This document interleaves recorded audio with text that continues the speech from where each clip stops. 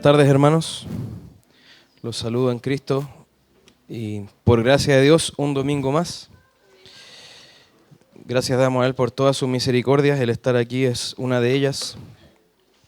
Y vamos también a rogar su bendición para este momento, para que Él sea quien dirija todo este tiempo y haga su obra en nosotros por su Espíritu. Vamos a orar.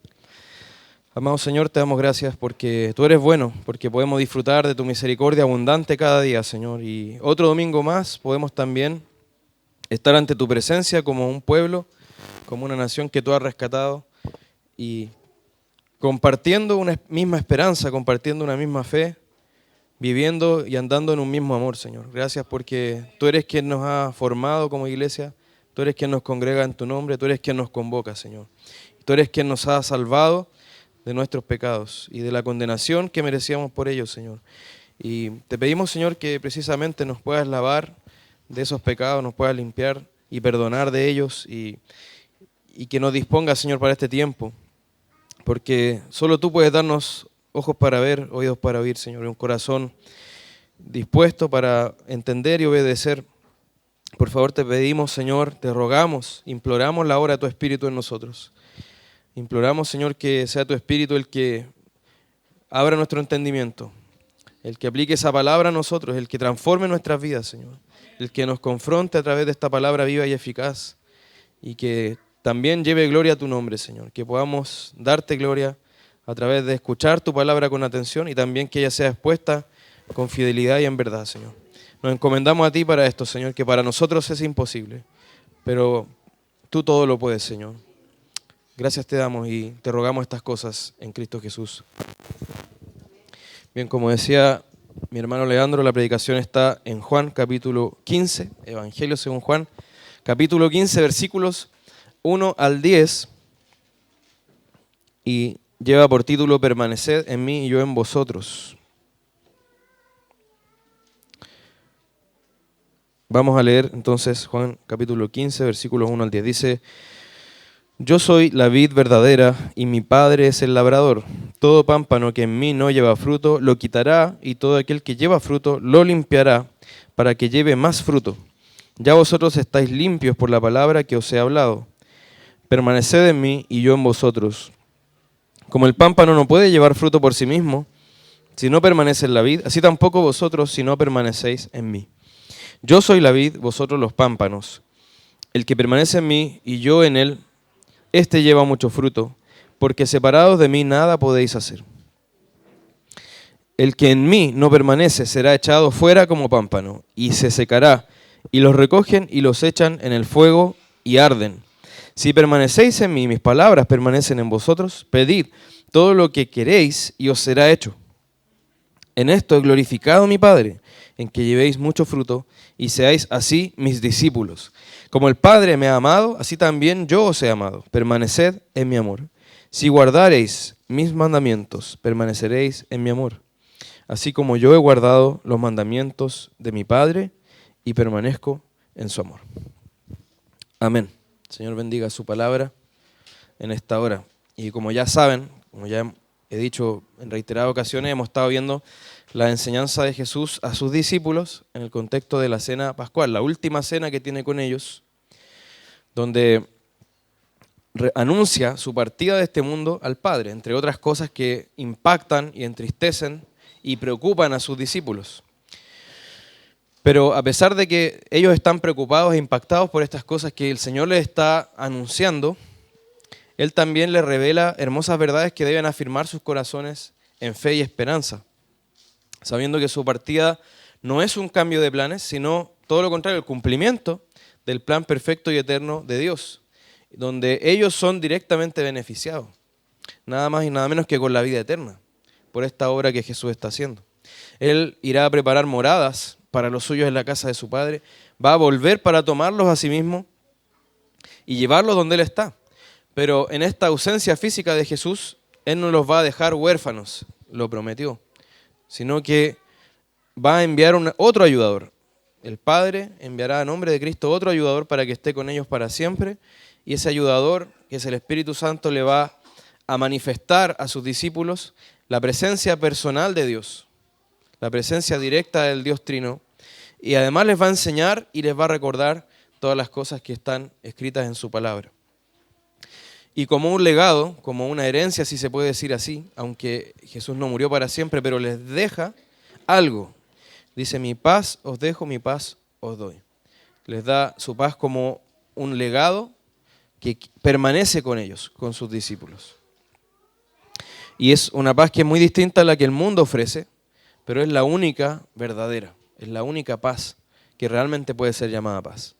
Ahora, continuando con su discurso de despedida, el Señor hoy nos va a mostrar a través de la alegoría de la vid que Él es la fuente permanente de nuestra vida, que por tanto solo podemos vivir y dar fruto si nos mantenemos en continua dependencia de Él, como la vid, ¿cierto? Separados de Él no podemos hacer nada, y que no dé fruto será cortado y echado al fuego. Pero quien permanezca en Él y dé fruto, disfrutará, parecía las palabras, ¿cierto?, de la bendición continua de la vida abundante y será limpiado para dar aún más fruto.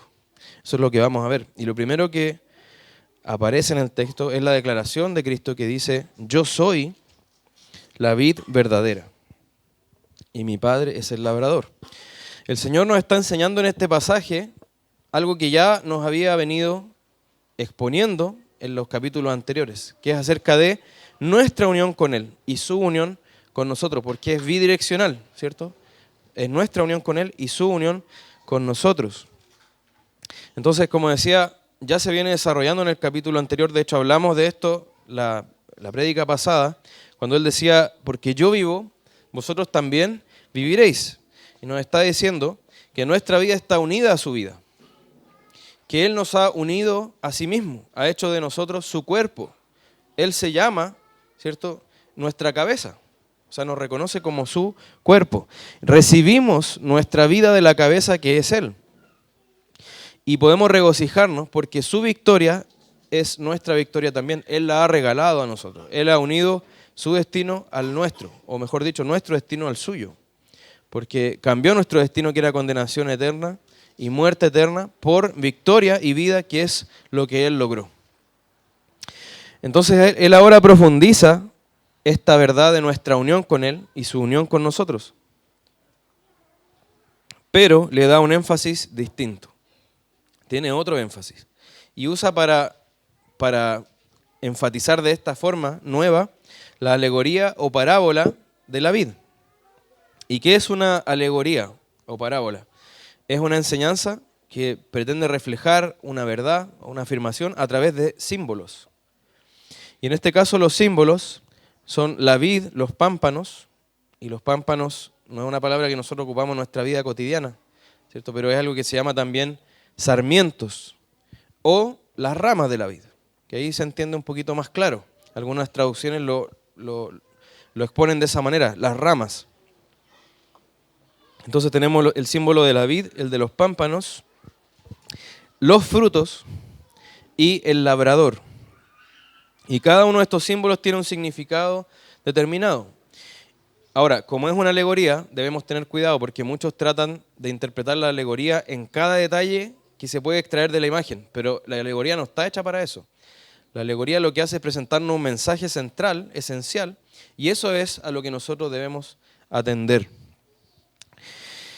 Y debemos tener en cuenta, nuevamente, que las enseñanzas de nuestro Señor están entrelazadas, y eso es lo que hace muy difícil exponer de estos capítulos de manera continua, porque está todo entrelazado. Está el capítulo 13 entrelazado con el 14, y los 2 con el 15 y con el 16. Está todo muy estrechamente unido, soldado. Entonces nosotros debemos entender estas cosas, estas verdades, de esa manera, uniéndolas, no como cada capítulo de manera independiente o cada prédica de manera independiente. Y debemos tener en cuenta que desde el capítulo 13 al 16 y luego el 17, que es la oración sacerdotal que hace Jesús, forman parte de un solo gran momento, ¿cierto? Que son las últimas horas, la última noche podríamos decir, incluyendo la madrugada, la noche del jueves, la madrugada del viernes, que Jesús pasa con sus discípulos antes de ser entregado para ser juzgado injustamente y luego muerto en la cruz. Entonces todo esto toda esta sección del Evangelio de Juan corresponde a esas últimas horas y por tanto está en unidad.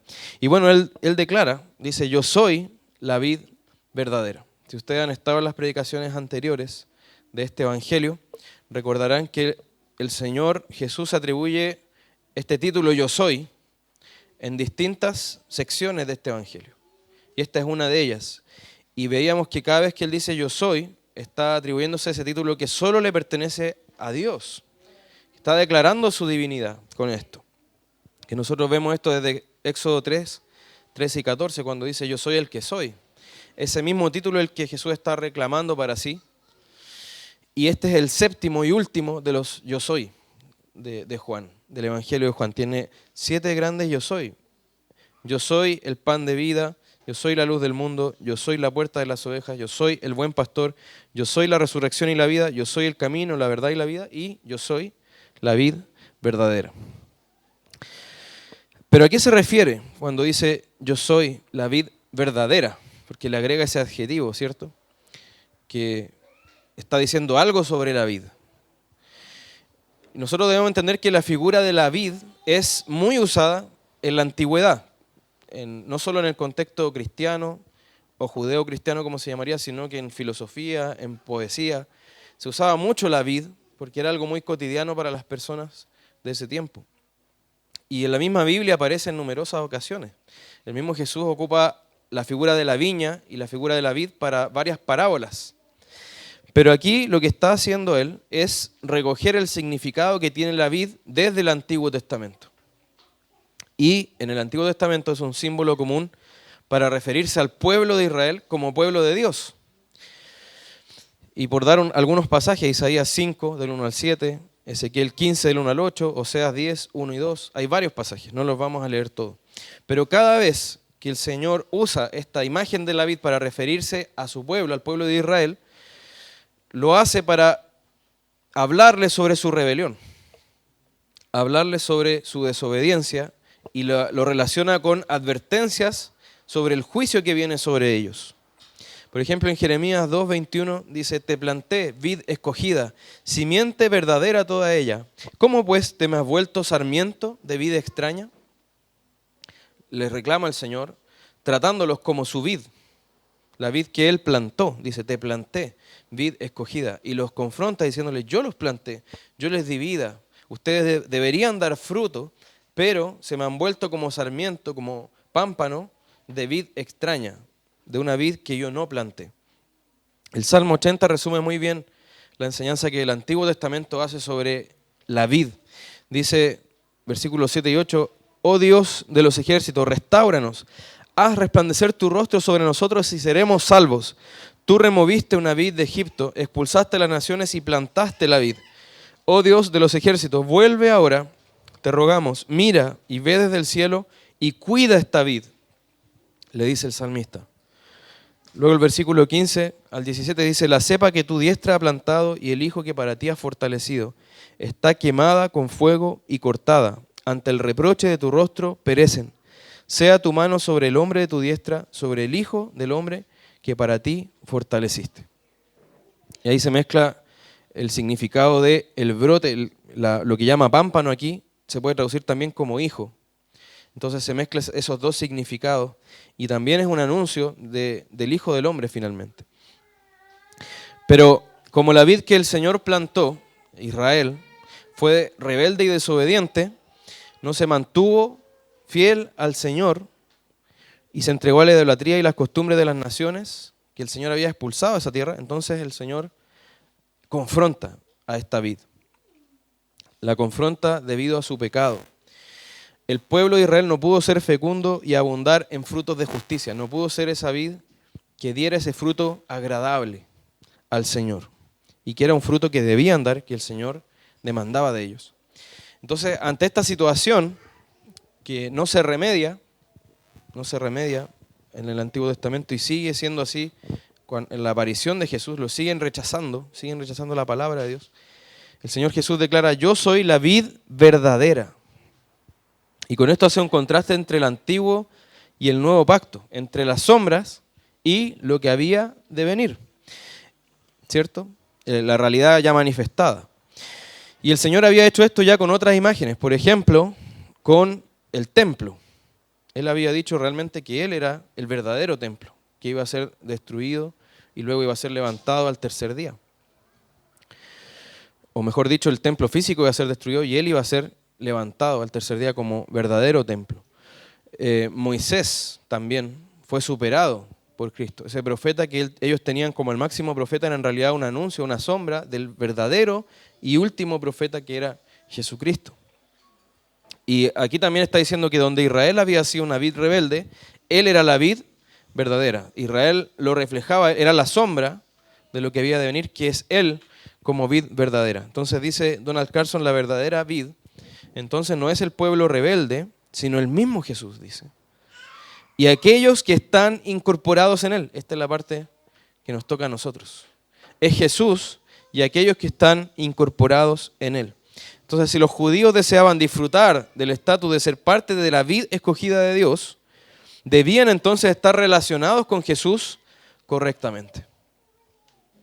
Lo que estaba haciendo Jesús aquí era revelar cuál era entonces la verdadera vid y cómo uno podía ser verdaderamente parte del pueblo de Dios. Él ya lo había hecho de otra forma esto. Lo había enseñado de otra forma en Juan capítulo 8 cuando habla de quién es el padre de los judíos que lo estaban rechazando. Porque ellos decían, nosotros somos hijos de Abraham. Y le dice, no, ustedes son hijos de su padre, el diablo. Muy fuerte como él los confronta. Y los deseos de vuestro padre queréis hacer. Entonces lo que estaba mostrando ahí es que los hijos de Abraham no son los que descienden de él por la sangre, no son la descendencia física sanguínea, sino aquellos que reconocen por fe al Señor de Abraham, a Cristo. Por eso también le dice, el Señor podría levantar hijos de Abraham de estas piedras incluso. Porque es el hijo de Abraham verdadero, espiritual, nace por el Espíritu. Es una obra milagrosa. Tal como podrías levantar de una piedra un hijo de Abraham, o sea, es el mismo poder que se necesita para eso, se necesita para convertir un corazón de piedra de un pecador y transformarlo en un hijo de Abraham, que adore al Dios de Abraham y que crea en el Dios de Abraham. Gálatas 3:7 dice muy claramente esta enseñanza. Gálatas 3:7 dice, sabed por tanto que los que son de la fe, o los que son de fe, estos son hijos de Abraham. O sea, el verdadero Israel son aquellos que creen en el Dios de Abraham. El verdadero rebaño, porque se acuerdan que cuando hablamos del buen pastor, el Señor también trataba de rebaño al pueblo de Israel. Pero Jesús revela en Juan capítulo 10 que el verdadero rebaño es aquel que escucha, conoce la voz del buen pastor y lo sigue. Entonces, Cristo es realmente la vid verdadera y quienes están en Él pueden considerarse parte de la vid, parte del pueblo de Dios. La Escritura misma señala en Juan 1, del 2 al 13, dice, mas a todos los que le recibieron, a los que creen en su nombre, les dio potestad de ser hechos hijos de Dios. Ahora, ¿cómo son hechos estos hijos de Dios? Versículo 13, dice, los cuales no son engendrados de sangre, ni de voluntad de carne, es decir, humana, ni de voluntad humana, ni de voluntad de varón, sino de Dios. Los hijos de Dios no nacen por un acto humano. No son hijos de Dios simplemente por tener cierta sangre, sino dice que nacen de Dios. Entonces, así como las ramas nacen en el tronco de la vid, o en la vid misma, los hijos de Dios nacen en Cristo, por el poder de Dios. Surgen de la vida que está en Él, toman de la vida de Cristo y nacen en Él. Entonces no importa qué sangre corre por tus venas ni cuáles son tus ancestros, aunque tú seas un judío de pura cepa, ¿cierto? Como lo era, por ejemplo, el apóstol Pablo.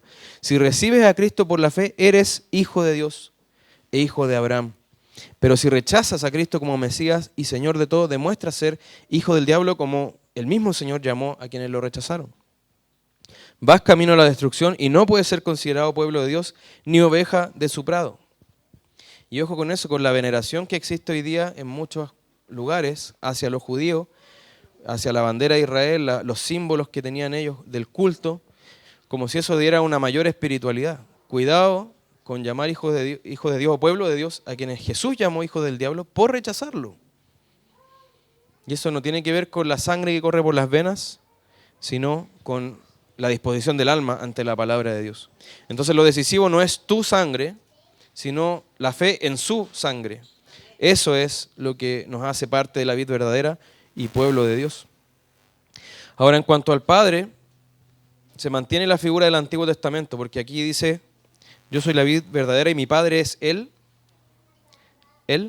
labrador, ¿cierto? Es quien trabaja la viña, o la vid en este caso, que la planta, la cultiva, la poda, la cuida, quita lo que no sirve y cuida a las ramas que dan fruto para que den más fruto. Él conoce a la perfección quiénes son las ramas. Sabe si dan fruto o no. Y conoce también cómo hacer que aquellas que han dado fruto den aún más fruto. Y esto es algo que vamos a explorar más en los siguientes puntos. Y por último están los pámpanos o ramas o sarmientos, que son quienes manifiestan alguna unión con Cristo. Pero vamos a ver que esa unión puede ser verdadera o falsa.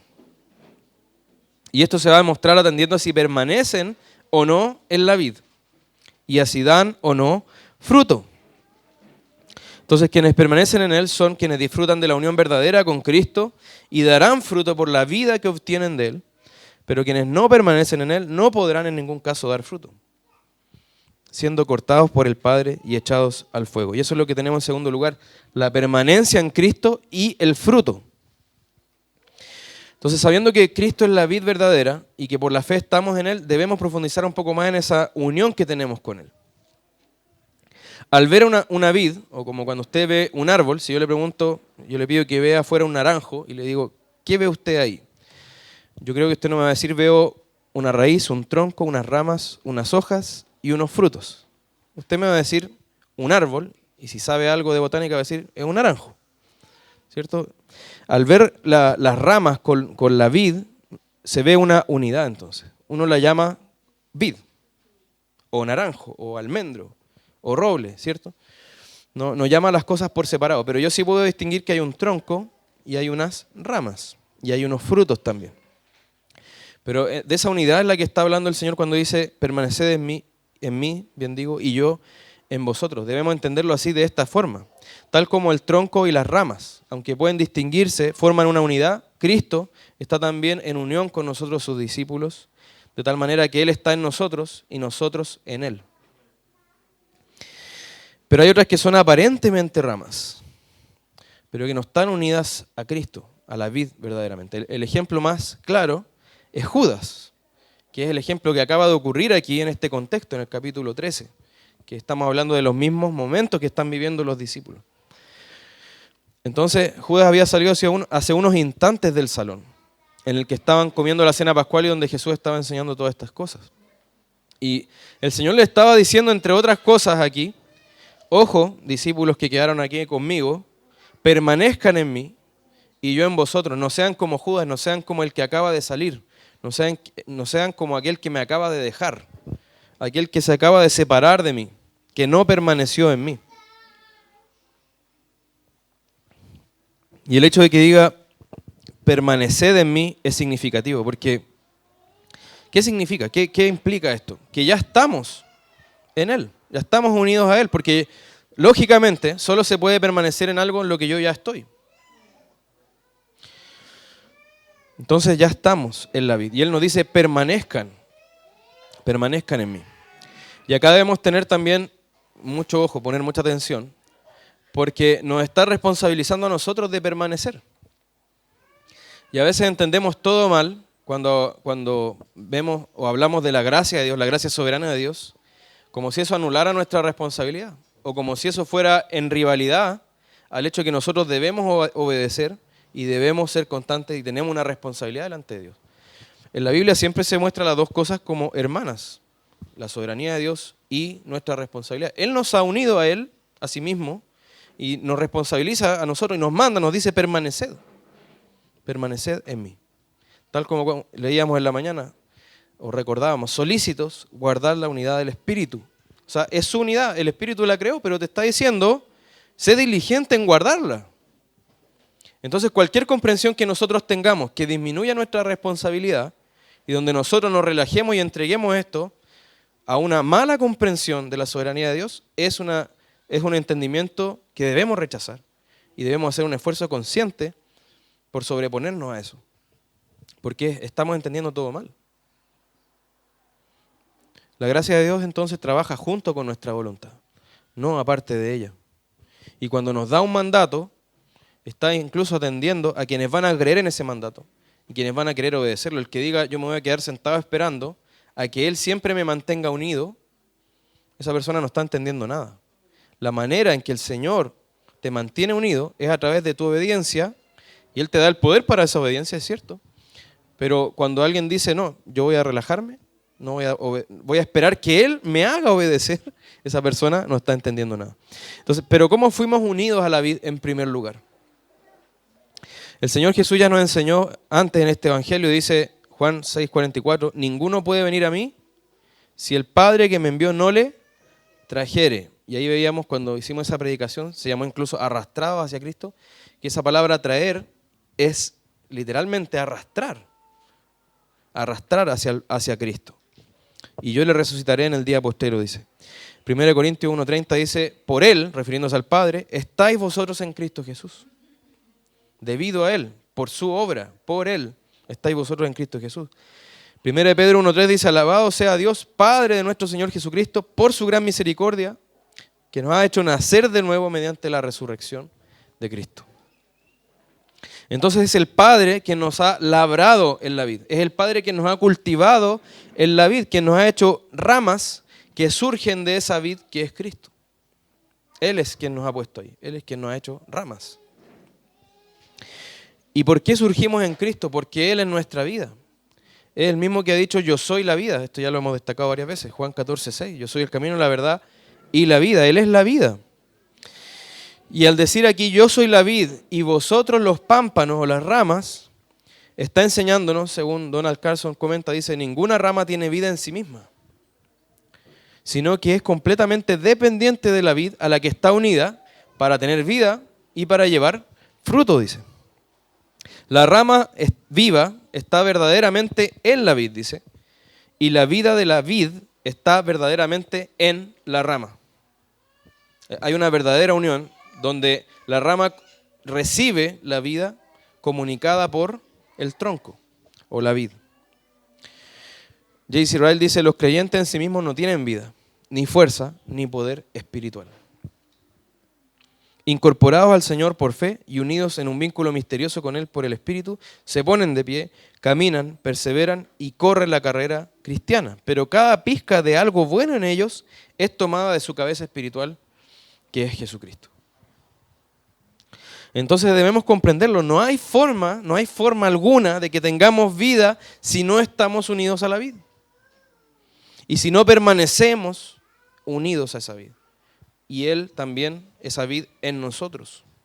La savia llega a las ramas a través del tronco, no al revés, ¿cierto? Y la vida de Dios llega a nosotros en Cristo y es aplicada a nosotros por el Espíritu. Entonces, si no estamos unidos a Cristo, contamos con la misma esperanza de tener vida que la que tiene una rama seca tirada en el suelo, separada de la vid. No tenemos esperanza, en otras palabras. Esa rama tirada en el suelo, separada de la vid, no puede retener el verdor de la vida. Pronto se va a secar, no tendrá más vida en ella y ciertamente no hay ninguna posibilidad de que lleve fruto. Es imposible. Sería un milagro, ¿cierto? Así ocurre también con nosotros y nuestra unión con Cristo. Así de vital, entonces, es permanecer en Él. Y por si no se hubiese entendido, como Cristo suele hacerlo, recalca aún más, con otras palabras, dice con toda claridad, versículo 5, separados de mí, nada podéis hacer. Separados de mí, nada podéis hacer. Y esta afirmación no puede ser más categórica. Separados del nada podemos hacer, nada. Y por supuesto debemos entender bien esta afirmación. Podemos encontrarnos incluso con alguien que puede decir, pero yo ni siquiera creo en Dios y mira todo lo que he logrado. Mira todo lo que yo hago cada día. Yo soy bueno en lo que hago, soy excelente. Mira todo lo que logro, mira todo lo que he hecho. Mira todo lo que he construido. Y ni siquiera creo en Dios, podría decirnos alguien. Por eso debemos entender bien. Se refiere a que no podemos hacer nada realmente bueno. Nada que sea verdaderamente agradable ante los ojos de Dios. Nada conforme a la verdad ni como debemos hacerlo realmente. Nada que perdure hacia la eternidad. Nada digno de genuina honra y alabanza. No podemos rendir ningún fruto verdadero, bueno, agradable delante de Dios. Nada que Él estime y recompense. En resumen, nada bueno. Como dije al principio, nada. Porque todo lo que alguien ha hecho sin Cristo no es fruto de la vid verdadera, sino que es fruto de muerte y para muerte. Ha sido hecho en idolatría, en rebelión. No ha nacido de Dios y ante su presencia ese fruto de árbol malo es algo fétido, algo repulsivo, algo que Dios va a despreciar. El único fruto aceptable es aquel que es producido en la vid verdadera. Entonces, Cristo nos dice, separados de mí, nada podéis hacer. Pero como contracara de esto, hay un versículo muy conocido y muy mal interpretado que dice, todo lo puedo en Cristo que me fortalece. Por una parte dice, separado de mí nada podéis hacer, pero por otra parte, todo lo puedo en Cristo que me fortalece. Y por supuesto aquí no se refiere con todo lo puedo a que voy a poder hacer lo que se me antoje, lo que se me venga en gana, voy a poder ser millonario, tener un Ferrari, etc. No está diciendo que Dios sea un genio de la lámpara y que nos va a conceder lo que queramos, o que va a ser un copiloto simplemente que nos va a acompañar en nuestro viaje donde nosotros somos los protagonistas y nos va a dar lo que queremos. Lo que está diciendo con todo lo puedo en Cristo que me fortalece es que si estamos en Cristo, podremos vivir en toda situación para gloria de Dios, que vamos a tener de Él la vida y el poder para vivir como debemos vivir, en cada circunstancia. Él dice en ese contexto del apóstol Pablo, en todo y por todo estoy enseñado, para vivir en abundancia como para vivir en escasez, para tener, ¿cierto?, cosas, poder disfrutar de lo que Dios me da y para vivir en necesidad. En cualquier circunstancia vamos a poder vivir como debemos vivir en Cristo, andando por fe y perseverando en obediencia hasta la victoria final. A eso se refiere, todo lo puedo en Cristo, que me fortalece. Ahora, deteniéndonos un poco en esto, ¿crees realmente en lo que estamos diciendo, en lo que la Biblia dice? En estas dos declaraciones, separado de mí nada podéis hacer, todo lo puedo en Cristo que me fortalece. Por una parte no puedes nada, y por otra parte todo lo puedes, dependiendo de en quién estás. ¿Crees realmente eso? ¿Qué dice tu día a día? Tu día a día va a hablar de esto. Tu día a día va a responder por ti. Y bueno, solo tú y Dios lo saben, si solo quienes viven contigo. Pero por ejemplo, si tú ves la oración como una carga, como una pérdida de tiempo,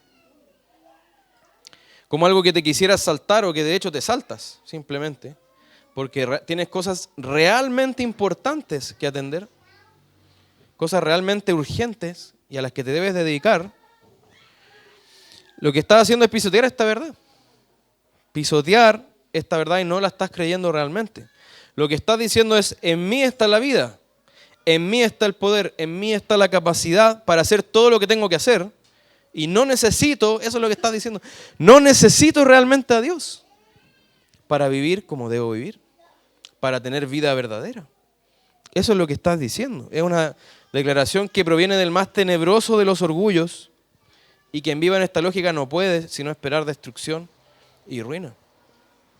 No hay otro resultado para quien viva de esta manera. Alguien podría decir, pero ¿cómo podría orar si tengo tantas cosas importantes y urgentes que hacer? Pero la pregunta es, ¿cómo podría hacer todas esas cosas importantes y urgentes si no has orado primeramente? Esa es la lógica que debemos cambiar. Esa es la lógica que está en nosotros, por nuestra carne. Pero que debemos cambiar. ¿Realmente creemos que debemos permanecer en la vid? Y que separados de Él nada podemos hacer. Y si hasta ahora has vivido sin depender de la vid y no ha quedado un desastre en tu vida, ha sido solo por misericordia de Dios. No creas que es porque te libraste por tu capacidad. Pero no sigas tentando a Dios.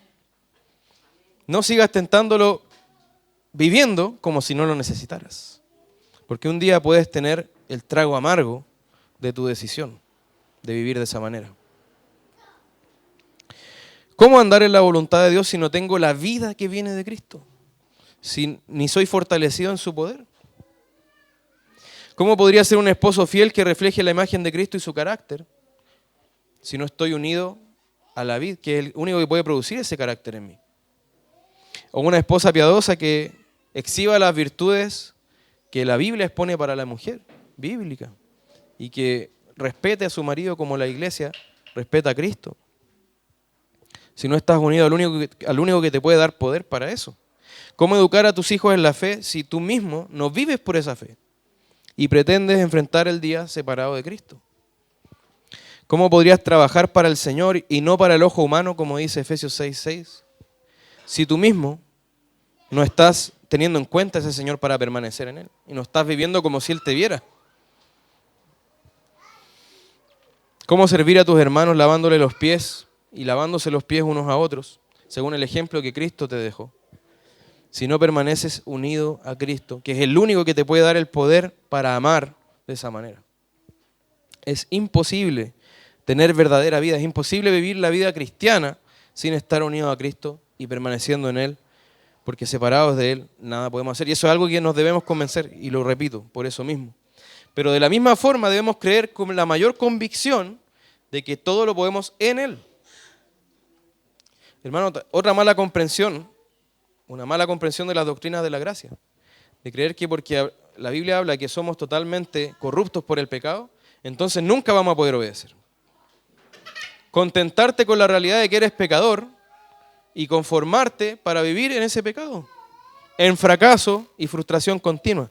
Lo que nos está diciendo la Biblia es que si creemos realmente en esta verdad, todo lo podemos en Él. Sí podemos vivir en obediencia, sí podemos vivir en victoria, sí podemos andar por fe y andar en la luz, sí podemos andar como Él anduvo. Y no solo podemos todas estas cosas, sino que debemos. La Biblia nos está diciendo, háganlo así, de esta manera. Y eso solo va a ser posible si tú crees verdaderamente que su gracia te puede dar poder. Y que solo su gracia te puede dar poder. Solo va a ser posible en Él, por Él y para Él. No de otra manera. Versículos 9 y 10 dice de este capítulo 15, como el Padre me ha amado, así también yo os he amado, permaneced en mi amor. Si guardareis mis mandamientos, permaneceréis en mi amor, así como yo he guardado los mandamientos de mi Padre y permanezco en su amor.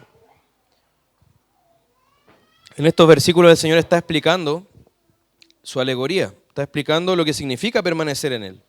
Y eso es equivalente a permanecer en su amor. Y esto con la misma lógica de arriba, si nos dice permanecer en mi amor, implica que ya estamos en ese amor, porque solo puedo permanecer en lo que ya estoy.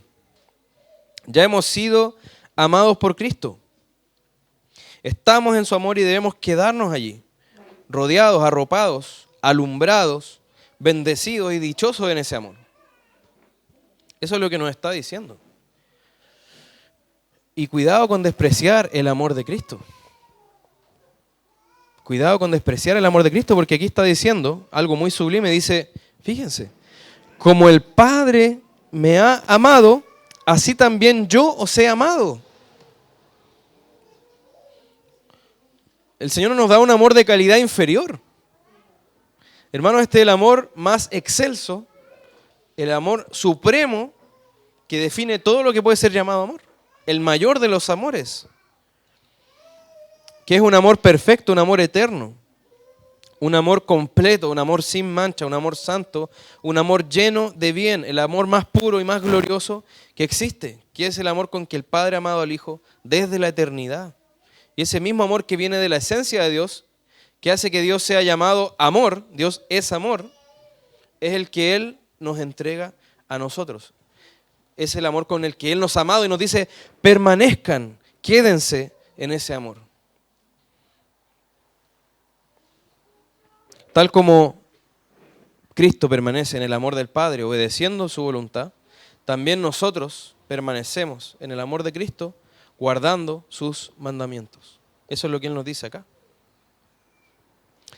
Lo dijo también en el capítulo 14, versículo 21, el que tiene mis mandamientos y los guarda, ese es el que me ama. Lo vimos. Y el que me ama será amado por mi Padre, y yo le amaré y me manifestaré a Él.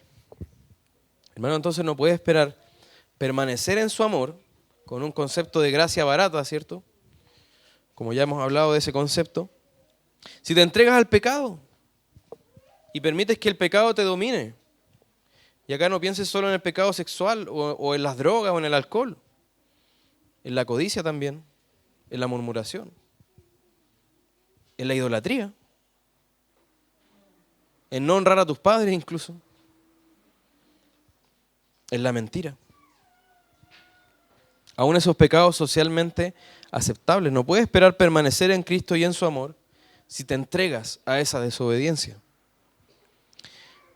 Y aquí hay una actitud muy peligrosa, muy dañina, pero que también es muy común. Que muchos se arriesgan a desobedecer a Dios. No sé si esto es la voluntad de Dios o no. O bueno, en realidad sé que no es su voluntad, pero lo voy a desobedecer y luego le pido perdón. Eso no es permanecer en su amor, hermano. ¿Tú crees que Dios va a ser engañado por ese fraude impío y absurdo? ¿Tú crees que puedes burlar a Dios? No puede ser burlado. El que ha sembrado para la carne cosechará muerte y corrupción, nos dice Gálatas, capítulo 6. Pero el que ha sembrado para el Espíritu, permaneciendo en Cristo, cosechará vida eterna. Y ahí dice, Dios no puede ser burlado. No pretendas echar tus semillas en el campo de la corrupción y pretender que después de eso vas a cosechar vida eterna. Dice 1 Juan 3, 8 y 9, el que practica el pecado es del diablo, porque el diablo peca desde el principio. Para esto apareció el Hijo de Dios, para deshacer las obras del diablo. Todo aquel que es nacido de Dios no practica el pecado, porque la simiente, la semilla de Dios, permanece en él y no puede pecar, dice, porque es nacido de Dios. Lo que nos está diciendo acá, 1 Juan, es que practicar el pecado, en el sentido que lo dice aquí, es todo lo contrario a permanecer en la vida, a permanecer en su amor. Son los dos extremos y no puedes quedarte al medio. O permaneces en su amor o practicas el pecado. Y vamos a hablar de esto en próximos mensajes, si Dios lo permite. Porque después en el capítulo 15 sigue desarrollando esta idea. Y por último, como último punto, tenemos las ramas fructíferas y las ramas estériles. Versículos 2 y 3 dice, todo pámpano que en mí no lleva fruto, lo quitará, y todo aquel que lleva fruto lo limpiará para que lleve más fruto. Ya vosotros estáis limpios por la palabra que os he hablado. Luego versículos 6 al 8 dice, el que en mí no permanece será echado fuera como pámpano y se secará. Y los recogen y los echan en el fuego y arden. Si permanecéis en mí y mis palabras permanecen en vosotros, pedid todo lo que queréis y os será hecho. Y en esto he glorificado a mi Padre, dice, en que llevéis mucho fruto y seáis así mis discípulos. Recordemos que no se trata solo de que nosotros permanecemos en Cristo, sino que Cristo también en nosotros. Dijimos que era bidireccional. Entonces, si nosotros estamos en Él y Él en nosotros, si la preciosa y gloriosa savia pasa de Cristo la vid a nosotros las ramas, es imperioso concluir que no podemos entonces vivir igual que como si no estuviéramos en la vida. No podemos vivir igual que antes, cuando no conocíamos a Dios. No hay tal cosa como vida espiritual en un creyente sin que haya fruto de justicia. No hay tal cosa como permanecer en Cristo sin que eso se traduzca en una vida transformada. J.C. Ryle dice, estas son las marcas distintivas de un hombre que es una rama viva de la vid verdadera. Donde no hay fruto, no hay vida, dice. Quien carece de estas cosas es un muerto en vida. No debemos olvidar, dice, que la verdadera gracia nunca está ociosa. Donde no hay fruto del Espíritu visible, no hay religión viva en el corazón. El Espíritu de vida en Cristo Jesús siempre se manifestará en la conducta diaria de aquellos en quienes habita. Y esto no podemos rebajar esta verdad. No podemos suavizarla. No podemos acomodarla. Porque si el Espíritu Santo ha escogido a alguien como templo, esa persona entonces exhibirá la presencia del Espíritu Santo en su vida. No puede ser de otra manera. Y la palabra habla de apagarlo o de contristarlo, pero no es lo que ocurrirá de manera permanente. Y quizá al hablar de frutos, has pensado inmediatamente en acciones, obras, actividades. ¿Qué debo hacer? Díganme, ¿dónde está la lista de frutos que yo debo dar? Eso es lo que pensamos, naturalmente. Pero no se trata ante todo de hacer algo, sino de ser algo. Y es ser sus discípulos. Más que acciones hablamos de carácter, de una vida transformada por el poder del Espíritu. Un sacrificio vivo, una vida empapada de la palabra de Dios. Una vida que depende del Señor en oración constante y que se caracteriza por la obediencia, por la santidad y por una madurez que va creciendo. Y eso es lo que el autor de Hebreos también le reprocha a su destinatario de la carta, cuando le dice, debiéndose ya maestros, tenemos necesidad de enseñarles de nuevo los fundamentos. O sea, se puede esperar, si yo voy a la vid, yo puedo esperar que el que está ahí en la rama esté dando fruto. Deberían ser ya maestros. Pero finalmente se trata de eso, de una vida transformada, más que de acciones puntuales, más que de que yo debo hacer esta obra. Se trata de una vida transformada, de un sacrificio vivo. Porque justamente se trata de que recibimos la vida que viene de la vid.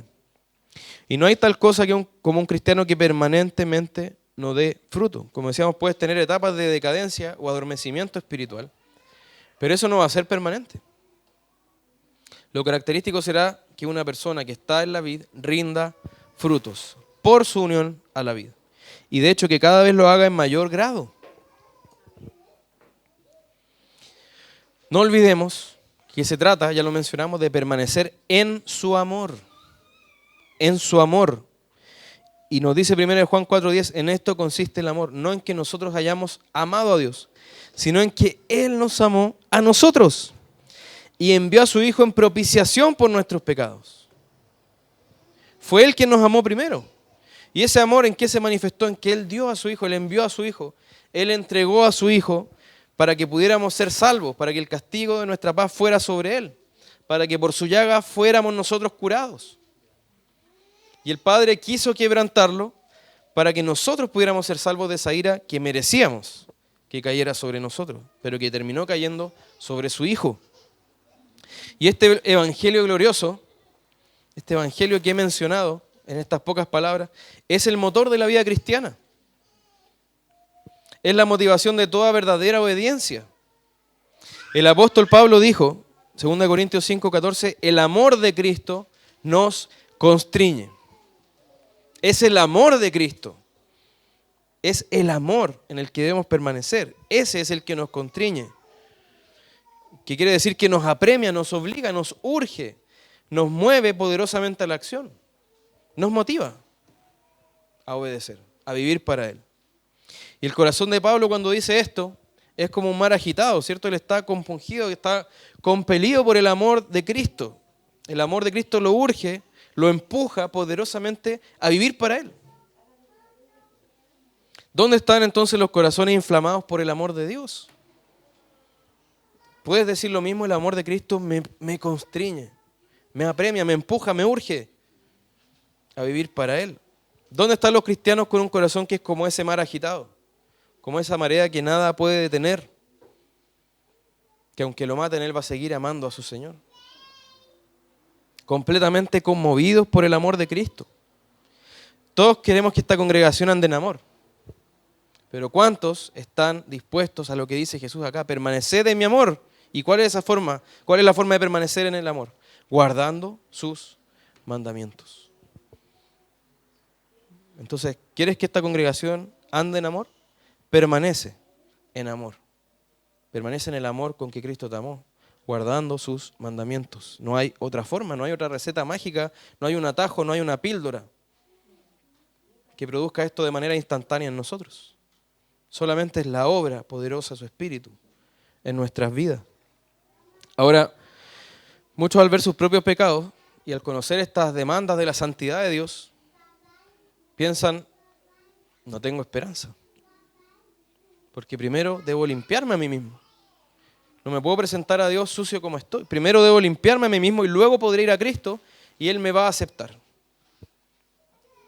O primero debo andar en obediencia y así voy a poder presentarme ante Dios sin vergüenza y sin impedimento.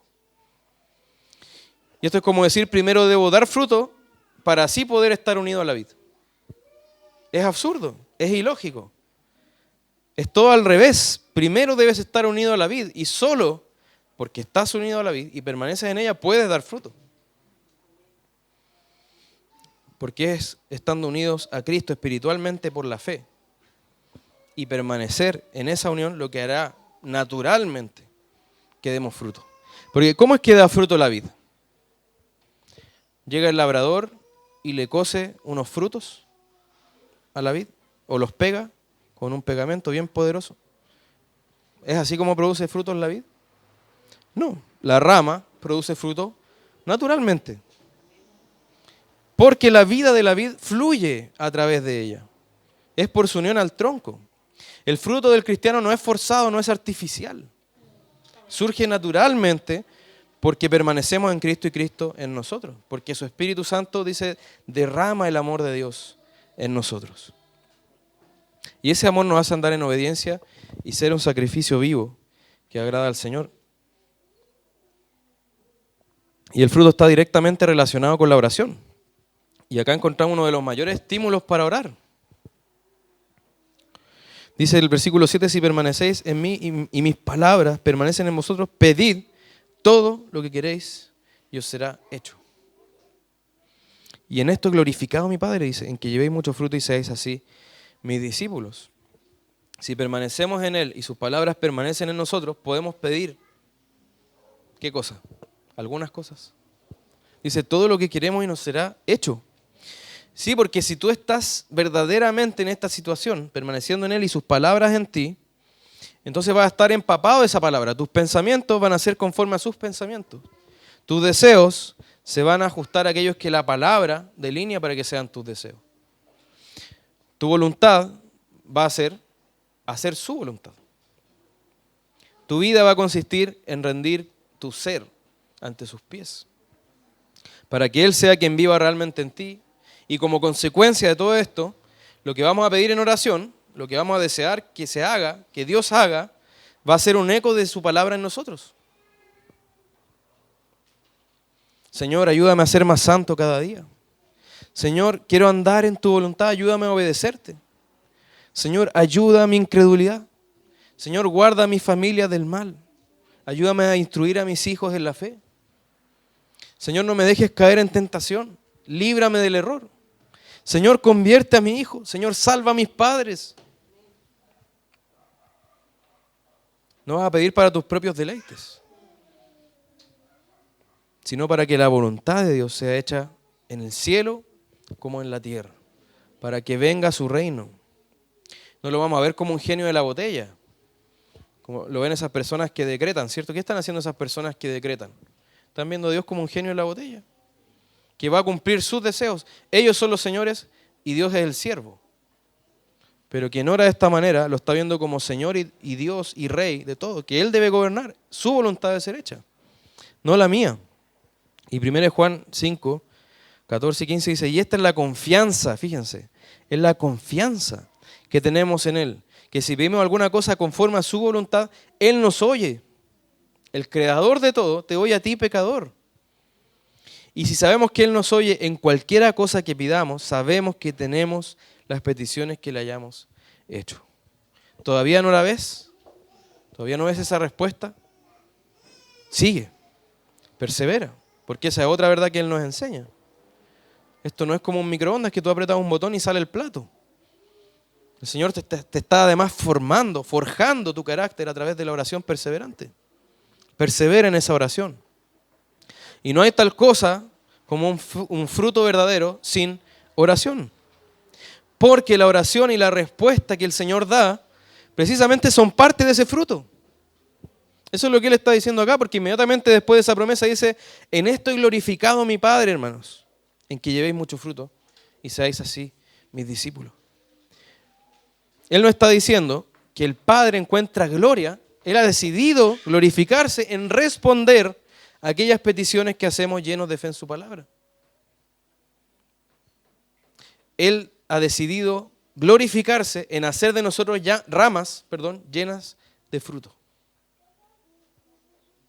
Mientras más te llenes de la palabra y ella más empape todo tu ser, tus oraciones serán más y más del agrado de Dios.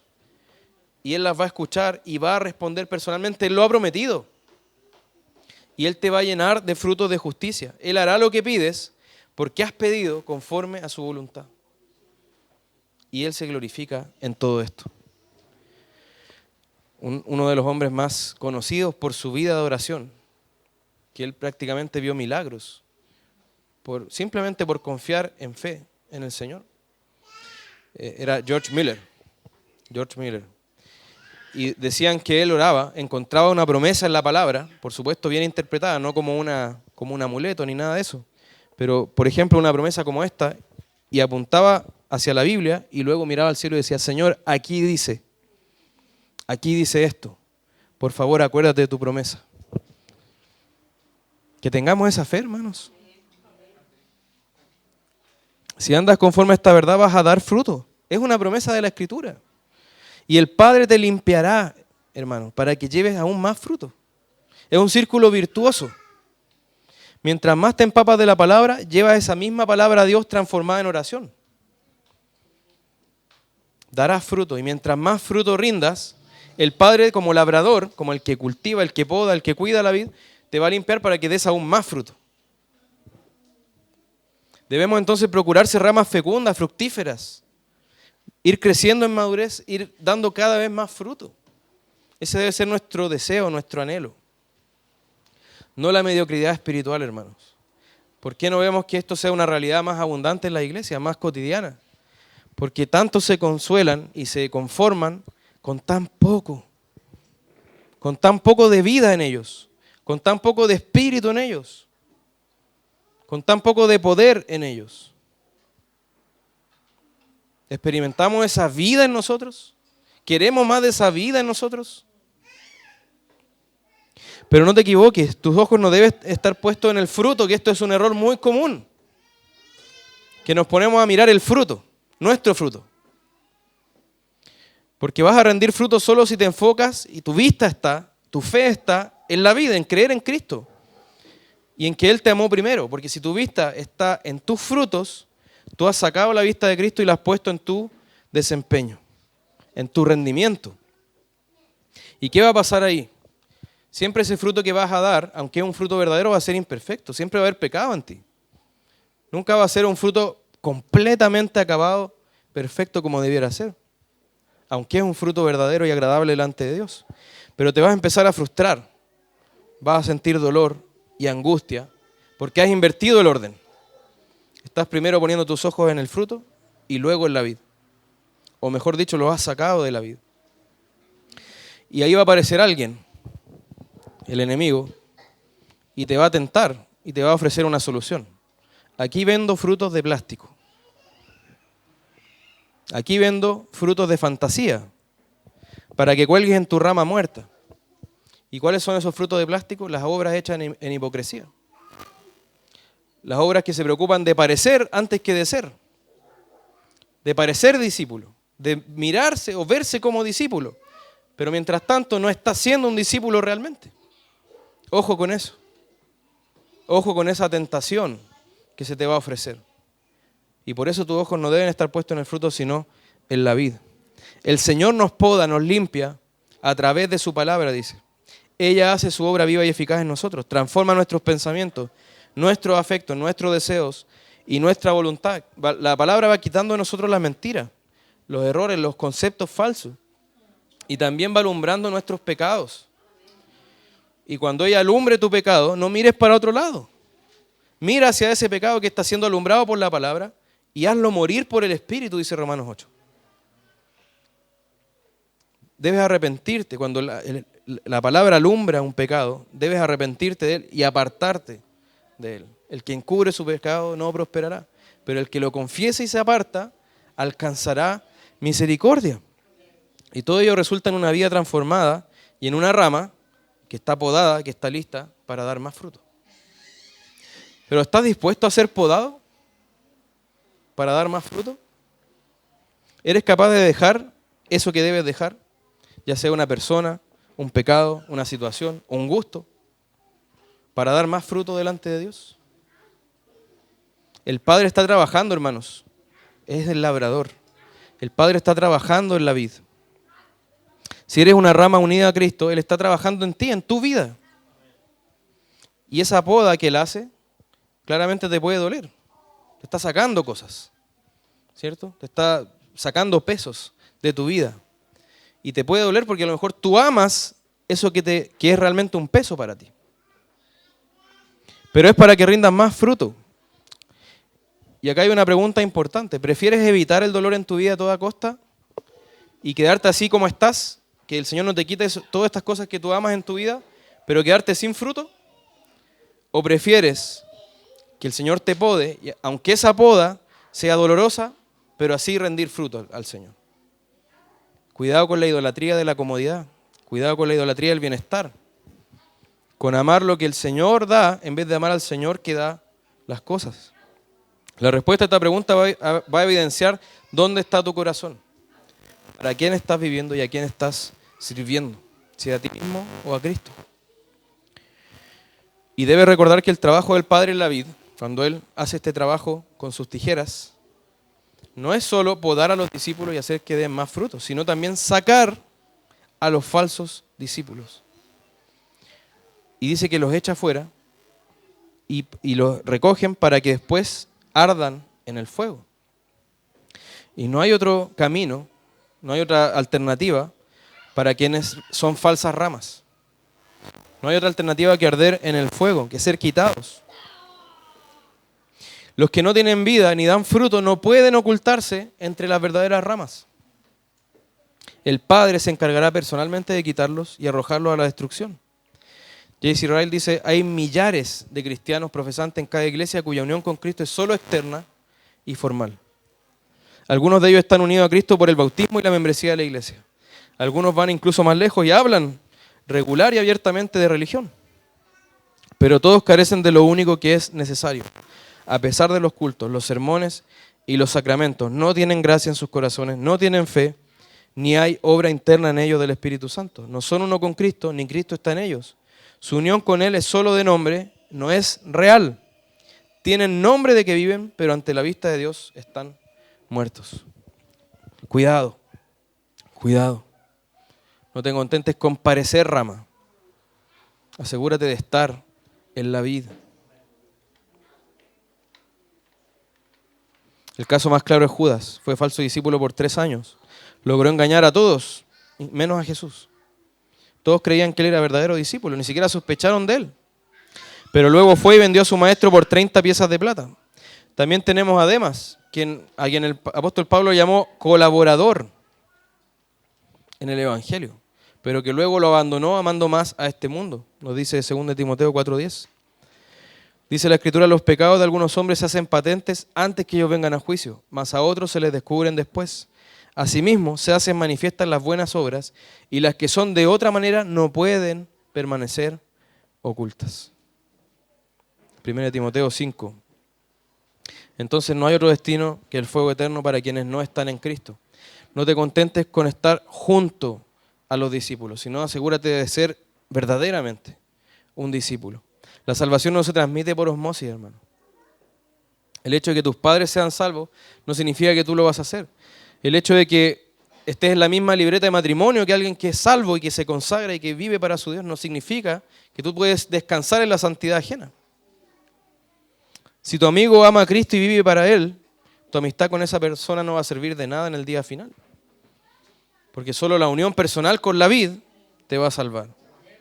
Aquel que tiene los ojos como llama de fuego puede mirar entre las ramas de la vid y ver cuáles son verdaderas y cuáles solo están unidas de forma aparente. No juegues con Dios entonces, porque no lo vas a poder engañar. ¿Estás realmente unido a Cristo?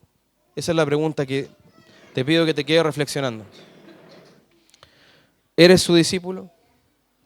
¿Andas en sus mandamientos en gratitud porque Él te amó y se dio a sí mismo por ti? ¿Estás unido a la vid verdadera? Esa es la pregunta, hermano, que quiero que por favor te hagas, porque es lo que define todo. No mirando primero los frutos, sino preguntándote primero por la unión a Cristo. Esa es la vida. Y esa vida es la que va a producir frutos. Permanece en Él. Y que Él y su palabra permanezcan en ti para que glorifiques al Padre con una abundante y gloriosa cosecha de frutos por tu unión a la vida. Oremos. Bendito Dios, te damos gracias por tu palabra y gracias porque tú nos amaste primero, porque tú nos has unido a ti primeramente y nos mandas permanecer en esa unión, Señor. Que podamos verdaderamente permanecer en esa unión, que podamos verdaderamente mirar a Cristo, poner nuestra fe en Él, toda nuestra esperanza y tener nuestra vida de Él. Podamos depender cada día de ti, Señor. Realmente estando convencidos de que separado de ti nada podemos hacer, Señor. Pero que todo lo podemos en Cristo, quien es quien nos fortalece. Por favor, Señor, ayúdanos. No nos dejes ser ramas muertas. No nos dejes ser ramas aparentes, falsas.